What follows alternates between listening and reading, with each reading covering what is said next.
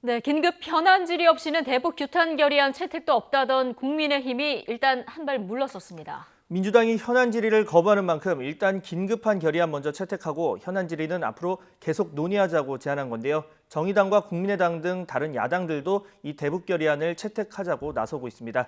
취재기자 연결해서 자세한 내용 알아보죠. 한현희 기자. 네, 국회입니다. 네, 기류가 조금 달라진 것 같은데요. 국회 차원의 대북 규탄 결의안 오늘 채택하게 되는 겁니까? 네, 결의안 문구 합의를 위한 민주당과 국민의힘 원내수석 회동이 잠시 뒤 시작되는데요.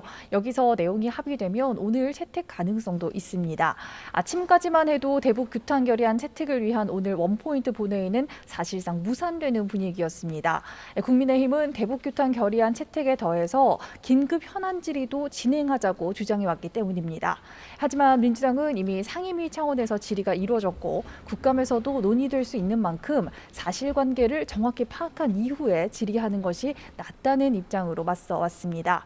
이런 상황에서 국민의힘이 먼저 역제안을 했습니다. 오후 2시에 예정대로 본회의를 열고 지난주 국방위에서 통과된 대북규탄 결의안을 함께 채택하자고 한 건데요. 그러면서 민주당이 부담스러워하는 긴급 현안 질의는 추후 논의하는 것으로 하겠다고 한 발 물러섰습니다. 민주당도 곧바로 기자회견을 열었습니다. 대북 결의안 채택의 날짜와 시간, 내용 논의를 위해서 원내 수석 부대표끼리 만나자고 제안한 건데요. 국민의힘에서는 지난주 국방위에서 채택된 규탄문을 국회 차원에서 다시 채택하자고 했는데 진상규명과 유해 송환을 위한 공동수색, 공동조사 등의 내용이 기존 결의안에는 빠져 있는 만큼 내용 수정이 필요하다는 겁니다.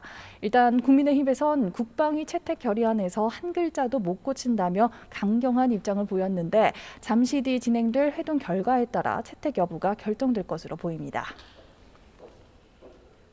네, 국민의힘이 이렇게 갑자기 강경한 입장에서 입장을 선회한 이유 어디에 있을까요?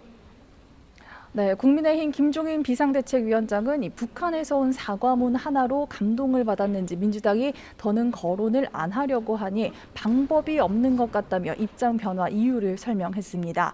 주호영 원내대표도 이 결의안 채택은 국민의힘뿐만 아니라 국민의당, 정의당, 기본소득당 등 다른 야당도 요구하는 것이라며 최소한 국방위를 통과한 결의안이라도 채택해야 한다고 강조했습니다. 그러면서도 이번 사건은 경위에 의문점이 많고 남과 북이 파악한 사실관계가 다른 만큼 진상조사가 필요하다며 민주당이 긴급 현안 질의를 수용하지 않을 경우 국정감사에서 이를 추적하겠다고 예고했습니다. 결의안 채택을 빨리 하는 것이 중요한 만큼 오늘은 한 발 물러서지만 여전히 현안 질의는 필요하다는 입장을 강조한 겁니다. 이에 더해 김종인 비상대책위원장은 문재인 대통령이 직접 언론에 나와서 사태의 전말에 대해서 입장을 밝혀야 한다고 요구하기도 했는데요. 민주당은 살얼음판을 걷는 남북관계가 이번 사건으로 더 악화해 안보 위기로 비화돼선 안 된다고 지적했습니다. 김태년 원내대표는 야당의 도없는 무차별 정쟁이 사건을 더 비극적으로 악화시킬지도 모른다며 국정 흔들기를 중단해달라고 촉구했습니다. 북한을 향해서도 진상규명에 미흡한 점이 남는다며 우리 정부가 요구한 남북 공동조사를 수용해 신속한 진상규명에 협력해달라고 촉구했습니다.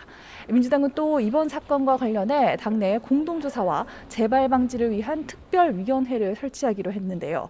이낙연 대표는 이 특위에서는 우선 사건의 진상을 규명하는 데 주력할 것이라며 보수 야당의 왜곡 행태에 사실로 대응하며 남북 공동조사와 재발 방지를 위한 미래지향적 준비를 해나가겠다고 강조했습니다.